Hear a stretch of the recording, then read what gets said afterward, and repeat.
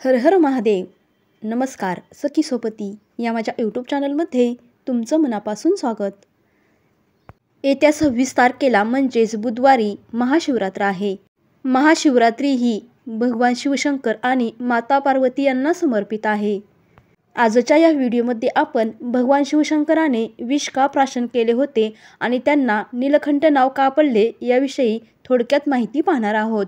याआधी तुम्ही जर या चॅनलवरती नवीन असाल आणि स्वामींची सेवा मनापासून करत असाल तर कमेंटमध्ये श्री स्वामी समर्थ किंवा ओम नमः शिवाय लिहायला विसरू नका.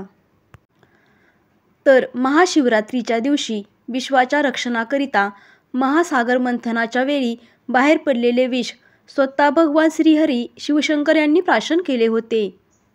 तेव्हापासून भगवान शिवशंकराच्या घशामध्ये निळा रंग आलेला होता आणि त्या दिवसापासूनच भोले शंकर यांना नीलकंठ नावाने ओळखले जाऊ लागले.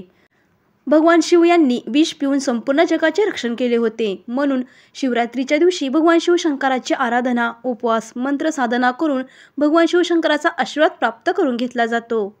म्हणूनच महाशिवरात्रीच्या दिवशी भक्त पूर्ण श्रद्धेने आणि मनापासून भगवान शिवशंकर आणि माता पार्वतीची पूजा करतात. पूर्ण श्रद्धेने आणि मनापासून भगवान शिवशंकर आणि माता पार्वतीची सेवा करतात, व्रत उपवास करतात आणि आपल्या ज्या काही समस्या अडचणी आहेत त्या भोलेनाथांना सांगतात.